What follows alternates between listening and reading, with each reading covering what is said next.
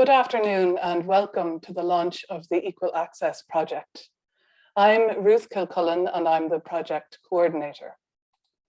The Equal Access Project, or EAP, is a joint initiative of FLAC and INAR, funded by the EU. We are thrilled to have this opportunity to tell you about the ways in which we hope to improve access to justice for people subjected to discrimination in employment and access to goods and services on the basis of race or membership of the traveller community. During this event, please use the Q&A button to submit your questions for our Q&A session later. We're very pleased to be joined by representatives of INAR, who will speak about how racial discrimination affects lives across Ireland today and the challenges faced by those who seek justice. We're also delighted to welcome Senator Eileen Flynn, who has been kind enough to join us to launch the Equal Access Project and will share some insights into the issues underpinning it. We will also outline for you the two focus areas of the EAP, training and research. Dr. Fiona will tell us about an important piece of research which will examine whether our current system provides an accessible and effective mechanism for the adjudication of complaints on the race and membership of the traveller community grounds. Later on, our EAP training coordinator, Liz Harper, will talk you through the details of an exciting new training opportunity. Our Anti-Racism Advocacy training program will produce a network of advocates across the country, equipped with the skills and knowledge to represent claimants as they take an equality case to the Workplace Relations Commission. One of the things that I'm especially looking forward to as we begin our work is getting to know the trainees who join our Anti-Racism Advocacy training. When I was preparing for my interview for this role, I came across a statistic that disturbed me. The number of complaints made to the Workplace Relations Commission for racial discrimination in access to goods and services has plummeted in the few short years of the WRC's existence. The numbers fell from 462 complaints in 2016 to just 76 in 2020.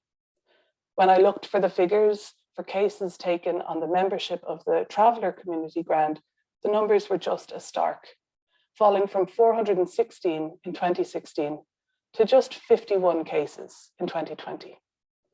What this tells me is that confidence in our system to produce a just outcome has collapsed. The EAP is responding to this crisis in confidence. It is not easy to stand up against injustice, especially if that requires engaging in what can be an intimidating and exhausting process of making a case in defense of your rights. So that's why the EAP is creating a network of advocates who will take what they learn from our expert trainers and apply it to uphold the rights of people in communities all across Ireland. But you'll hear more about that later on. For now, I'd like to introduce Eilish, Chief Executive of FLAC, to give us some more context about the project and its origins. Thank you, Ruth. I'm delighted to welcome you all to the launch of the Equal Access Project. As Ruth has said, the project is an EU-funded initiative to improve access to justice for people who have experienced discrimination on the ground of race under the equality legislation. We're delighted to be partnering with INAR in this project. As everyone who's here today knows, INAR led the Irish NGO delegation when Ireland had to report to the CERD committee in Geneva in December 2019 on its compliance with the CERD treaty. It was a very inclusive, participatory, democratic, and very effective event. And it was also really good fun. And I think Shane O'Curry from INAR was determined that it would be inclusive and effective, and it was. The members of the committee at the time stated that they had never seen so many NGOs participate at such an event and be so effective. So in FLAC, we feel very lucky to be working with INAR on this project, and no doubt their involvement will make this project inclusive and fun as well. As Ruth said, the project is about access to justice, which is what FLAC has been campaigning for over 50 years. To FLAC, access to justice means and includes access to legal information about your rights, access to advocacy, legal aid if required, or legal representation. And it's also about what happens in the Workplace Relations Commission, whether you have an effective remedy, and whether the laws which are at the heart of the system are in fact fair and just. Now, this project is about ensuring access to advocacy, but it will involve all the other elements of access to justice as well.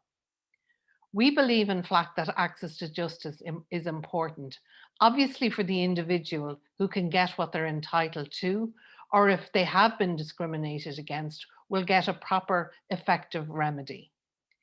Access to justice also has a broader benefit. We know from research that it improves social inclusion, it can provide better health outcomes, and most importantly, it can hold the state and public bodies to account, as happened so vividly in the Supreme Court judgment on traveller accommodation the other day. We also believe that taking cases and claims can lead to what we call a culture of compliance with the equality legislation, anti-discrimination provisions, as potential respondents, be they employers or shop owners or pub owners, may change their behaviour in advance rather than face a potential claim.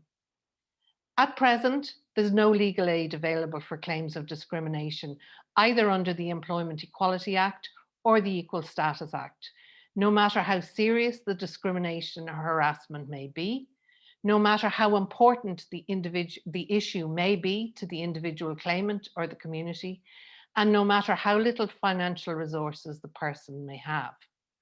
We in FLAC are campaigning that legal aid will be made available for discrimination claims, and hopefully the long promised review of the legal aid system will deliver on that. We know from our work in FLAC's Traveller Legal Service and our work in the Roma Clinic that there is significant unmet legal need in the area of discrimination and harassment.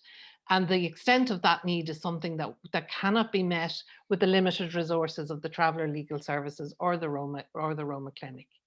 We also know, as Ruth has pointed out, that discrimination claims to the Workplace Relations Commission under the Equal Status Act in particular are reducing, despite the very strong evidence of discrimination being experienced.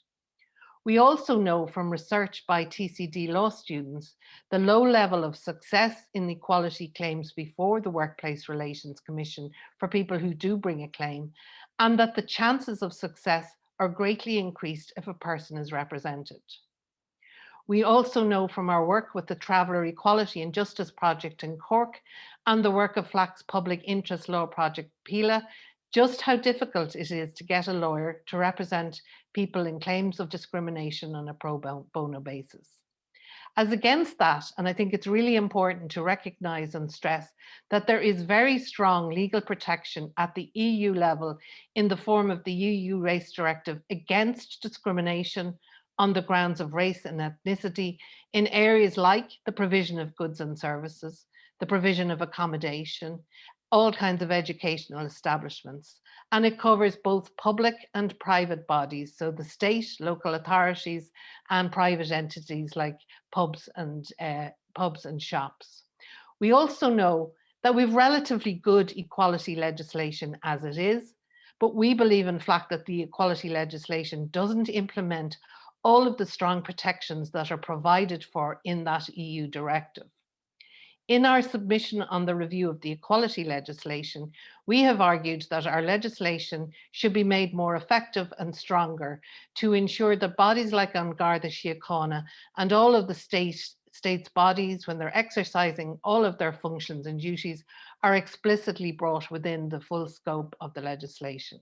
And we've also argued for stronger and more effective remedies for discrimination claims. We also know from EU judgments that people who feel that they've been discriminated against should be able to go to the Workplace Relations Commission and rely on these very strong protections provided at an EU law level, even if our domestic legislation isn't as strong as it should be. So there's a huge gap. On the one hand, we have very strong legal protection against discrimination and harassment at an EU level. And we've quite good domestic equality legislation, even though there are some significant gaps. On the other hand, there's the reducing number of claims, which is inexplicable. There's no legal aid, and it's very hard to get legal representation. So this project, which is being launched today, is to make a start at bridging that gap by training a group of advocates so that at the end of the day, there'll be a strong network of advocates that people and groups can turn to who can help them enforce the strong anti-discrimination rights that they have. The training course will provide trainees with knowledge and skills required to represent a claimant who's taking a case on the ground of race or the traveller community ground under the Employment Equality Act and the Equal Status Act to the Workplace Relations Commission. The course will cover awareness of structural and interpersonal racism, knowledge of the legislative context, the workings of the Workplace Relations Commission, the process of making a claim, which isn't that straightforward, and the advocacy skills associated with accompanying a claimant throughout the process, responding to their needs and making a clear and thorough case to accurately and effectively represent the claimant. The project also involves conducting a piece of research relevant to the implementation of the Race Directive. In effect, it will look at how well does our domestic legislation reflect the strong provisions that are there at EU law level. It is very fitting that we are launching this initiative in the week where the Supreme Court laid down a very important precedent in relation to the housing rights of travellers. And I want to acknowledge that it's been a very sad week with the loss of now 2 equality champions, Ronnie Fay from Pave Point, and news coming in late last night that Owen Collins, the LGBTIQ advocate, has also died. And I'm conscious that he was working with a number of people and groups who are here today, including INAR, to achieve change. I believe that both of them would have been supportive of this project. I now warmly want to welcome and introduce Senator Eileen Flynn and invite her to formally launch the project. We're absolutely thrilled that she accepted the invite, and we know how busy she is. Senator Flynn was nominated to the Seanad by the Taoiseach Micheál Martin in 2020 and is the first traveller to serve in the House of the Oireachtas. Her background is in community development and activism on behalf of Irish travellers and in solidarity with other ethnic minorities. She's also deeply committed to the cause of women's rights, human rights and equality. And she's proud of her work with organisations such as INAR, the Ballyfermot Travellers Action Group, the National Traveller Women's Forum, Apollo House, and her campaign efforts on the marriage equality and the repeal the 8th Amendment. Senator Flynn. Thank you so much, Ruth, or sorry, Eilish, sorry, I called you Ruth, and thanks to Ruth as well, and to, of course, to Flak and Einar for inviting me here today to launch this amazing project. And I'm not just saying that, genuinely mean it with all my heart. You know, the Flak and Einar are doing powerful work to improve access to justice for people who experience discrimination on the basis of race or membership of the traveller community. You know, I've always stood up for equality for not only the traveller community, but for people from other ethnic minority groups, which include Black people and people who are Muslim, Roma people really who should stand the margins of society, and those others. You know, a lot of the time we talk about them over there, them travellers, them Black people, them gays and stuff. So I just think it's important that, you know, that we stand together as the days and have one united challenge, if you want. I don't like using the term fight for equality in Irish society. And I think the project, Equal Access Project, is not just a leap in the right, it's not just a step in the right direction, sorry, it's a leap in the right direction for Irish society. And as Eilish has already said, it's funded by the EU, and just to say that, like, again, it gives me hope going forward, but most importantly, it will give many members of the traveller community hope that we can reach out to people in FLAC and be able to take cases when it comes to inequality and discrimination as well. Also, just to say a little bit around my own personal experience, when I was trying to think what age I was now, 27, I was refused entrance to a pub in North Dublin, and took it to court. Very hard to bring it through the justice system. And the judge said, because I didn't look like a member of the traveller community, whatever I meant to look like, I couldn't tell anybody, but because I didn't look like a member of the traveller community, the case was thrown out. Now, the bouncers and the people there knew damn right that I was a member of the traveller community, and I know with all my heart I was refused entrance to that place because I was a member of the traveller community. You know, discrimination and injustice because of who you are, because of your community, because of the colour of your skin is not right, and it equally is hurtful to the person that's experiencing it. If someone attacks me on the street, and let that person, there's no excuse for violence, let the person be drunk, let the person be saying it's self-defense, whatever that goes with that I have a right to take a case. And automatically, if I wasn't working, if I didn't have the funds, I would get that support to be able to take a case of harm towards me as a person. But when it comes to equality cases, which equally hurts a person, which equally destroys a person's self-esteem, that creates a lot of anxiety in a person's mind, and creates so many problems for individuals, but also for generations to come and generations behind us. So again, it's something that we don't talk about, is how hurtful it is, and that how we as a community and how people from ethnic minority groups should have free legal aid when it comes to inequality cases, and let that be from employment to getting refused entrance into a pub. Another time, local authorities, I remember in 2012, my father was dying, and we couldn't get emergency services out to the house, and took a case again. I remember that was with the Irish Traveller Movement, the time they had them, their law part of the organisation. And again, that case was also thrown out because apparently we didn't have enough evidence. And another time, a sergeant saying that we were a pack of scummy knackers also didn't have enough evidence there in that case either. So I know for one person, and now at the minute as a policy maker, as a legislator in society, I know how difficult it is to make cases, equality cases, and how hard it is for individuals. So genuinely welcome this initiative, welcome this project, and I'm absolutely delighted. Again, I stress the fact it's a leap in the right direction for members of the traveller community and organisations to be able to go to FLAC and INAR for again advice, etc. And just to say that the research, I believe, will play a very, very big part in this project, having the evidence there, although we know it exists, but having the evidence there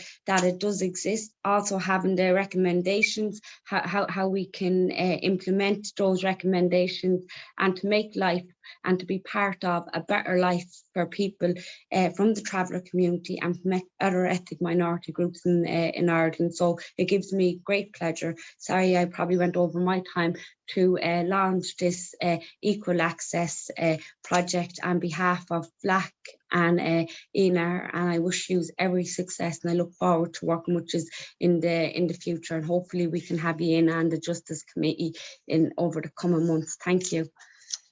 Thank you much, Senator Flynn. We will certainly follow you up on that invitation to come into the Justice Committee, and thank you for your very powerful words. I love the vision of the project as a leap. I hope it's not a leap into the unknown, but it is. I suppose we're all conscious it is a leap. So thank you very much. I now want to introduce the speakers from INAR, who will share some insights from the I report about racial discrimination in Ireland and the barriers facing people in reporting it. And Nedson is going to be showing showing some slides from the report.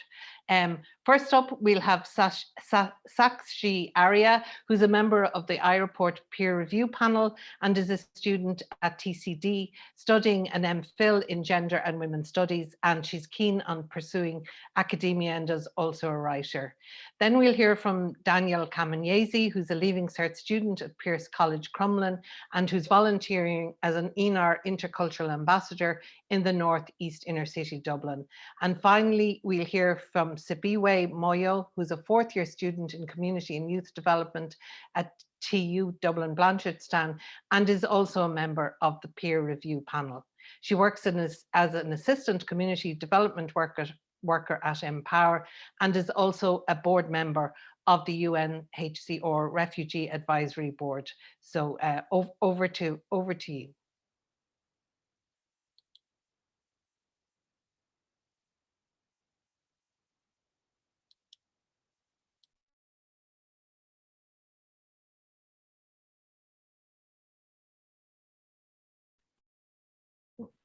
Sorry, Sakshi, can you unmute yourself, please? Sorry, yes.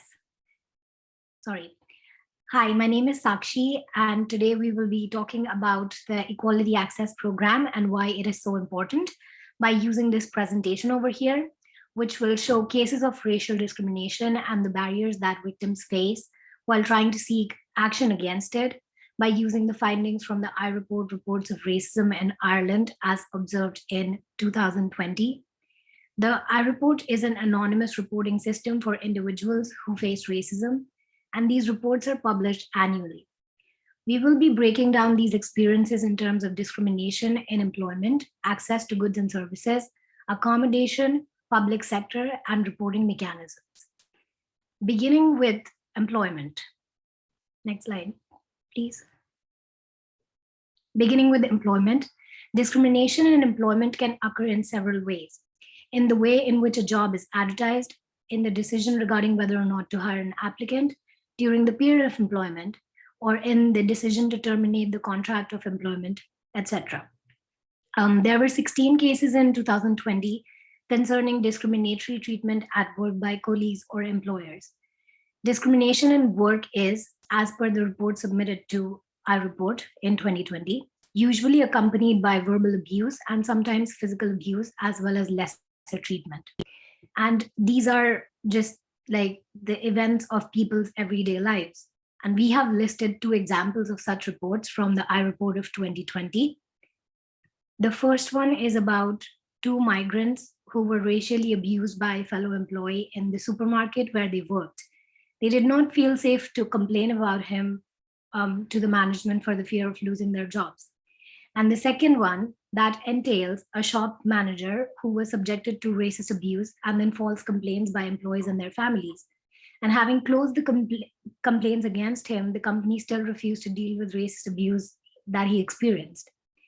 Because all of this is so important, now Daniel is going to speak about reports of racism from 2020 in terms of access to goods and services and accommodation. Thank you very much, Sakshi. Now we're going to talk about access to goods and services, where 59 cases involved restricted access to goods and services because of racial discrimination against their ethnic or religious background. In those 59 cases, 39 cases people were denied its services, while further 20 cases involved people given poor services. So next, we're going to see some examples where a bar manager told his staff to refuse all bookings from traveler families. So that's really rude about the company. But the next example is a post office customer was racially abused by another customer and then told to leave by staff who refused to serve him. Next slide, please. Now we're going to talk about accommodation, where 5 cases involve discrimination in finding somewhere to live. In those 5 cases, 2 cases, people were explicitly denied access to housing because of their race from private landlords when trying to rent apartments. Due to the impact of COVID-19 restrictions, number of cases regarding accommodation searches were lower than during 2020 than 2019. Now, we're gonna welcome Sifiwe, who is gonna talk about public sector. Thank you. Thank you, Daniel. Good afternoon, everyone.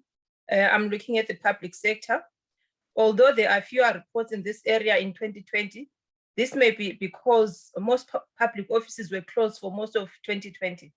There were 8 complaints specifically about refused or poor service by members of Gadi, and non-Irish people are subjected to police stops and are made to produce identity cards. This has the potential to perpetuate racist incidents and the profiling of individuals on the basis of their race and color. For example, a Black African couple was pulled over by a Gadi for having no insurance, who refused to accept their valid documents of insurance to allow them to return home to get supporting documents. So reporting racism and the role of the EAP. From the I-Report 2020, most of the victims of racial discriminations do not know where best to report their experiences. Of the cases of discrimination in employment, access to goods and services, accommodation, public sector and reporting mechanism reported, 44% were not reported to anyone else. This divide can be attributed both to lack of enough information on where to go when faced with discrimination, and for those who know, the demands of the process is discouraging. Thus, the EAP goes a long way in addressing the issues by providing training for advocates to represent claimants at the WRC and carrying out research on the effectiveness of the present mechanism available to victims. The insights are based on our 2020 I-Report, and we will publish 2021 data this March. Thank you for listening. Thank you so much, Sakshi, Danielle, and Sipewe for such vividly powerful presentations, which I think illustrate very strongly the need for this project.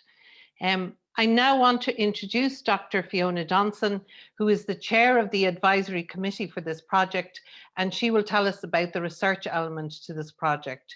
She's co-director of the Centre for Criminal Justice and Human Rights at the Law School in UCC, and Flak work with Fiona and the mighty Samantha on a sister EU project as we are partners with the Traveller Equality and Justice Project. Fiona. Thank you, Eilish, and thank you, everybody. I'm delighted to be here today. There's so many powerful things already being said about how discrimination exists within our society. And as we've heard, the Equal Access Project is aimed at improving access to justice for people who've been subjected to racial discrimination and on the grounds of membership of the traveller community. I'll briefly highlight some of the key elements of the research project today. And I was delighted to hear Senator Flynn note the kind of significance of research. We often focus on the practical side of things, and clearly training is vital in this project. It's one essential element of a two-part of the project. But the research is aimed to bring together data and analysis that will provide evidence to move towards reform and much needed reform. And it struck me that both Senator Flynn and the testimony from the I-Report on racial discrimination presentation provided incredibly powerful testimony of the lived experience of discrimination. And the examples provided are all too recognizable. They provide instead often typical stories of discrimination. And that discrimination is often relentless and unaddressed. Discrimination creates trauma, creates and reinforces marginalization, and is unlawful. Yet we know that the current infrastructure available to victims of race-based and traveller-based discrimination grounds are, to put it mildly, often less than effective. At the start of this event, Ruth highlighted the bare figures that highlight the likely lack of trust in our system and the lived experience of barriers to access to justice. So the project is committed to produce research that is empirical and analytical, focusing on how the current system works, or more often, as we appear to see, often doesn't work for victims of race-based discrimination, as well as offering recommendations for change. To do this, the research will examine whether the WRC, the Workplace Relations Commission, and the relevant legislation that supports the system provides effective, accessible and effective system with a focus on adjudication of complaints on race grounds and membership of traveller community. Since its establishment in 2015, the Workplace Relations Commission has been the primary body for investigating and resolving first instance complaints of racial discrimination under the equality legislation. But unfortunately, no research has yet really been carried out on its effectiveness. This has resulted in a gap in our understanding of the system and a lack of core data upon which to leverage change with policymakers. Whilst the WRC produces annual reports, and that's useful, it can only provide a partial and often system-focused element of the picture, and certainly does not engage with how people experience the system in terms of access, representation, and their experience of the adjudication and investigation process. For example, can people access the system easily, affordably, comfortably? Many of us know the answers to this, but knowing it and then providing evidence in relation to support that is vital. So this lack of knowledge is particularly significant when we factor in the reality that no research has been undertaken amongst minority communities in relation to their knowledge and awareness of the WRC and its role in providing redress for incidents of racial discrimination, either in the employment context or in the context of access to goods and services. While accessing the equality system can be challenging for all, as both Eilish Barry and Senator Flynn have noted, it's particularly challenging for those from minority communities. Legal aid is desperately needed to support their access, and rights are often unrealizable without legal representation. Yet our experience is that finding lawyers is incredibly difficult.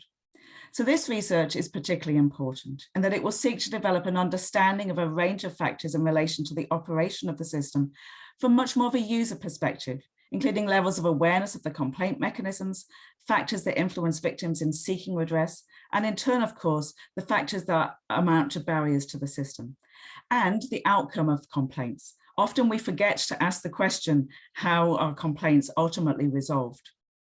Understanding how people experience a system is vital in achieving effective reform. All too often, legal systems forget those that they are meant to serve. So speaking as director of the Traveller Equality and Justice Project, which, as Eilish has said, we work in cooperation with FLAC to increase representation for members of the traveller community in the Munster region, and as well as chair of the advisory board, which I'm delighted to be part of, I'm extremely excited to see the outcome of the research later this year. We know that discrimination is hugely damaging to individuals, communities, and to our country.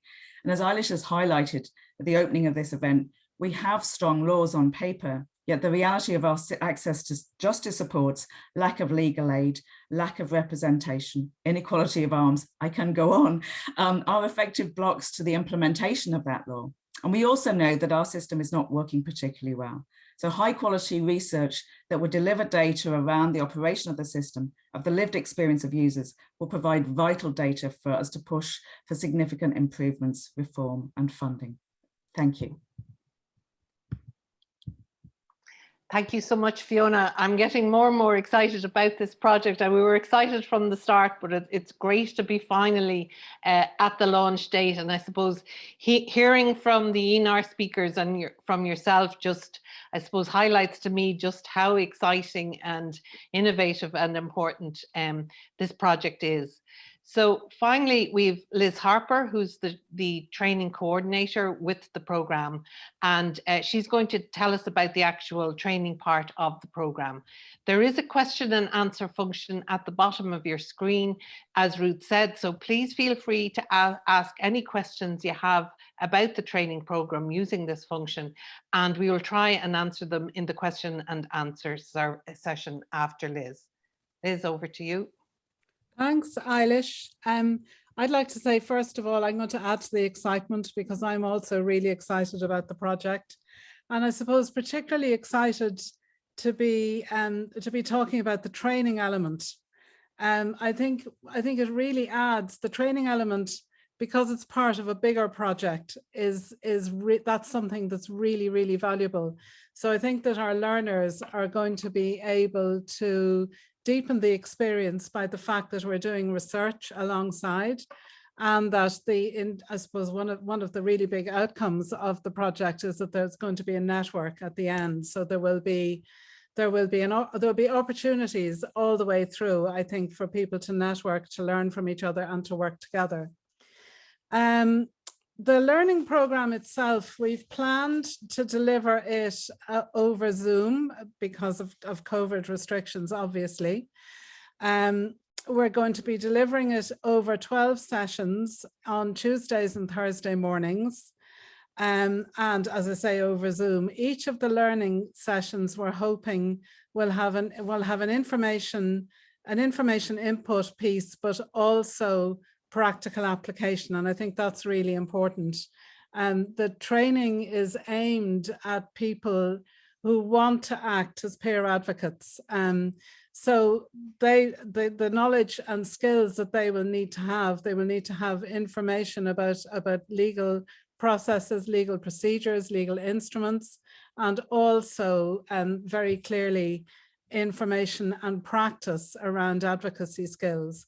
So the learning outcomes, Eilish has said a little bit about the learning outcomes already, and I'm going to read a couple more of them. At the end of the training, learners will be able to articulate principles and ethical considerations underpinning advocacy. So things like, respect for complainants, autonomy, equality, empowerment of the service user, confidentiality and acting with diligence, and also things like data protection. And will be able to construct documents which reflect the complainant situations and satisfy the other requirements, the WRC requirements. Also be able to challenge in an appropriate way prejudicial, discriminatory and racist behavior and attitudes in ourselves, and identify our own strengths and challenges in the context of advocacy practice. So it's very practical and, as I say, rooted in advocacy practice. There are 20 places. We are starting, as I said, on the 10th of March and we'll finish on the 21st of April, each Tuesday and Thursday morning. The training itself leads to a QQI level 6, and it's a component awarded level 6 that's worth 15 credits. It's called Information Advice and Advocacy Practice. I've said a bit about the learning outcomes, and the learning is going to be assessed. So there are four types of four assessment pieces, and again, it's very practical. The first part will be a written assignment, which is focused on types of advocacy. And as I say, that'll be written and probably will start fairly early on in the time of the delivery. Running all the way through the delivery, there's a requirement for learners to complete a learning journal. And I think that's going to be really interesting because that'll allow people to reflect on their own experience, their strengths, their challenges, what they're bringing, what they need to learn, all of that kind of thing. And they'll be writing that up every week. And that forms 30% of the 100% assessment. The other 50% is made up of skills demonstrations, where we'll be asking people to demonstrate the application of the legal knowledge in their advocacy skills. So they'll be doing 2 skills demonstrations. One will be a structured interview, and the other will be a kind of, we'll probably do it in groups of 4, and it will be like a role play, but people will be given scenarios and we'll need to get people to video those. So the assessment, if you like, is very practical. We're not going to be asking people to be writing huge long essays. That as I say, that there's a range of assessment opportunities there. The learners, I think it's just really important. Level 6 learners, I suppose I'm not a standard learner myself. I'm passionate about the opportunities that training, and I suppose in particular accredited training, can afford people. So I'm passionate about the ways in which the availability of these awards can allow people to develop the skills and take on the information, develop the knowledge, skills and expertise that they need in order to get the award, and then to go on and work practically as peer advocates. So I suppose I'd be encouraging people to apply. The application form is up on the website. We're going to do interviews, but informal interviews. And as I say, we have 20 places and we're hoping to start on the 10th of March. So I think that's all that I need to say, except I would just completely echo the excitement and the knowledge that it's a really important project. It's doing really important work. So over to you, Eilish. Thanks. Thanks so much, Liz. We now have time for a number of questions, and I can see a number of questions have come in. And I'd invite all of our speakers maybe to turn back on their mics and cameras. The first question from Derek is, will the training be run again? I'll let you answer that, Liz. Oh, how's my okay, grand. Sorry, I'm trying to read it here. Well, at the moment, what we're doing is we're constructing a training program around the learning outcomes, and we'll certainly be running it once. All of those materials will be available. And I think we need to look at that and see if it's, you know, if we're going to manage to run it again. At the moment, the plan is to do it with 20 participants at first. Yeah. Yeah, I mean, and what we hope from the start is that it's a sustainable training model that will be there again to use. It isn't, the theory is not that it's just, I mean, we will be doing it on a once-off basis, but what we're hoping that the design of the training program and the fact that it'll be QQI recognized is that we'll have this model that can be used. Okay, there's a question in from Marge about the cost. Will there be a training cost? No, there's no costs to participants. No. Okay, so it is free. Yeah.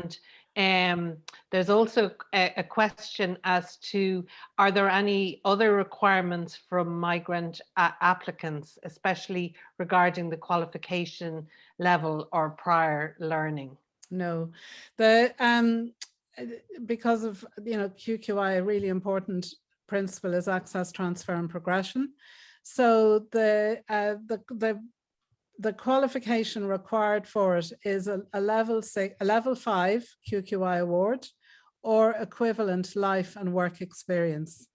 And that's really important, that we can give access to people who maybe don't have formal qualifications or have qualifications from other parts of the world.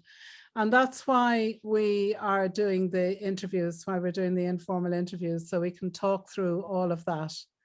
And I'd really encourage participants to apply. Yeah, don't be put off if you don't have formal qualifications, or if you don't have formal Irish qualifications. Yeah. Okay, Sarah is asking, it's saying that she'd love to take part in the training, but that she works full time, and will the sessions be recorded, and is it possible to complete the course on her own time? I myself don't think that that's going to be possible. I think we need to prioritize. We've got 20 places at first. And I think my own sense is that it's really important that those sessions are very practical. So a lot of learning, I think, is going to take place in the sort of discussions, role plays, you know, breakout rooms. And if somebody is looking at recordings of those, they're not going to be able to take part in that type of learning. Yeah. Grania is asking if people have higher qualifications than QQI 6, can they still apply? I would encourage anybody who's interested to apply, but I think we will be giving priority to people who are looking for the qualification. And I think that for the 20 participants, we will need to be sure that those 20 participants are going for, they're taking part in the training because they want to do the qualification, so that they need to do the assessments for the qualification. Okay, there's another question in about doing the training in the evenings for people who are working, but I think you've already answered that. And can I say, we kind of anticipated this, you know, and I think it's something that we may need to look at. but we don't have an answer for at the moment. And it's really good that there's, you know, that there's a demand out there. That's a really good thing. And we'll try our best. Yeah. Fiona is asking, is today's session recorded? Which it is, and we will make it available to people afterwards. Let me just go through the other questions here. The training cost, will the training be run again? Yeah. Thomas has made a comment and then is asking a question, which I might go to you with, Fiona. He's talking about the limitations of the Equal Status Act and the cumbersome procedures, and he's not hoping for much of an improvement from the review that's currently underway, which we would hope it will result in a better outcomes, but presumably the research would be relevant to that. And he's also asking about, should we have more effective remedies, such as being able to object to license renewals or renewals of radio licenses. Now, there's nothing to stop you objecting to licenses at the moment. And I suppose the EU directives all look for remedies and that are effective, proportionate, and are a deterrent. So I think that would all play directly into the research. Fiona, if you want to yes, I mean, there's some really interesting thoughts there, Thomas, and you know, obviously we all have our concerns about what's going on with the review. The idea of the research is that it will feed into the kind of general knowledge and understanding, but give us a kind of key evidence base. Those alternative remedies aren't necessarily within the remit of this current research, but I think it's very clear that we need to be thinking about all the range of remedies and different actions that can be taken. This is going to look specifically at the kind of these particular grounds. But I think having those ongoing discussions about how we move the system forward more generally and how we engage with that is important. The specifics of the research under this project do include things like outcome of complaints and recommendations for moving forward. And I think those recommendations will be important. And obviously there'll be an opportunity when we see the outcome of the government's review to maybe do a bit of benchmarking and reflecting on what they're recommending and what research like this can do to kind of hold that to, you know, a standard and to feed into that.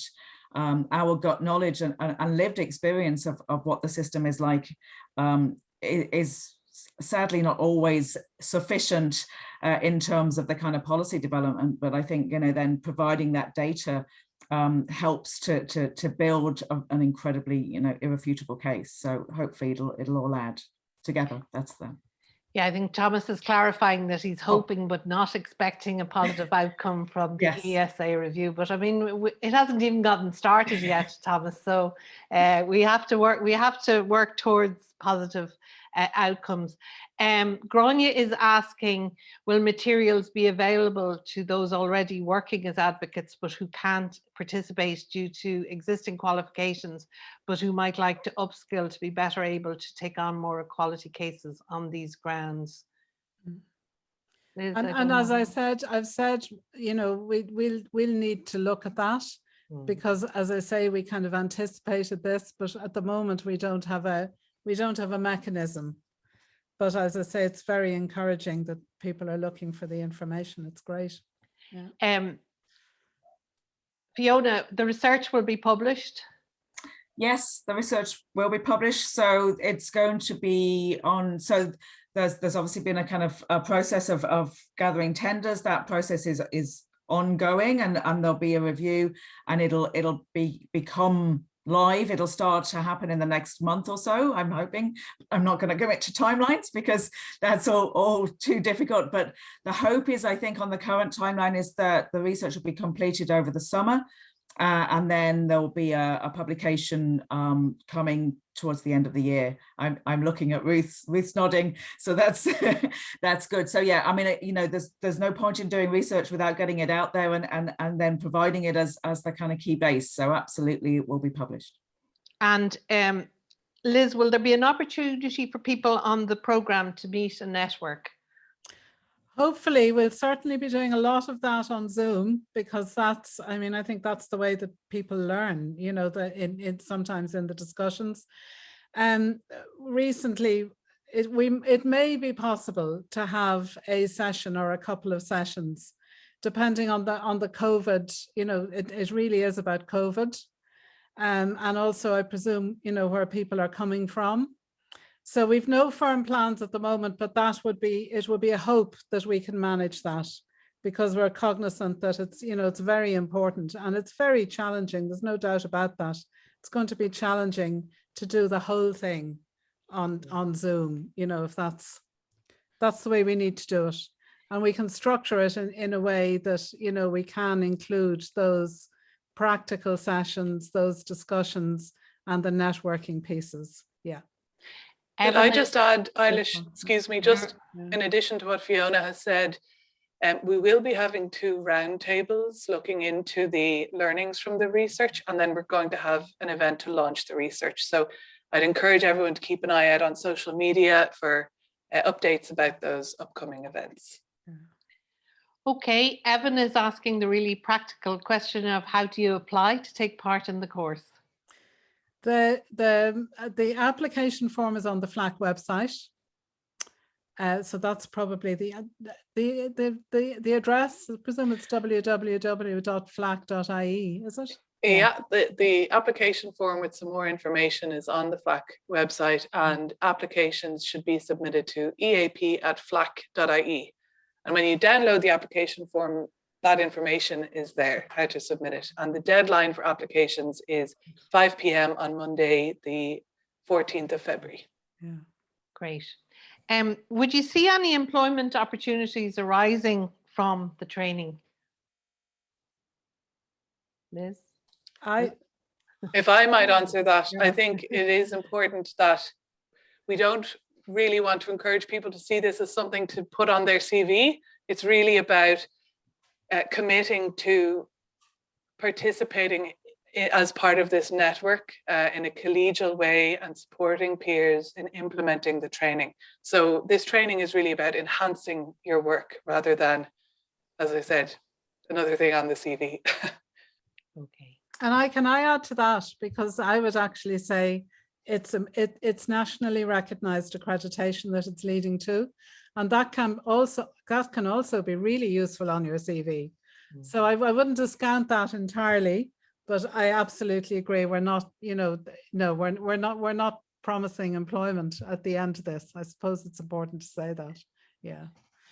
Okay, I think we've come to the end of the questions that have been asked, though people feel free to submit further questions to us about the project. Can I just ask the speakers, does anyone want to add any additional comment?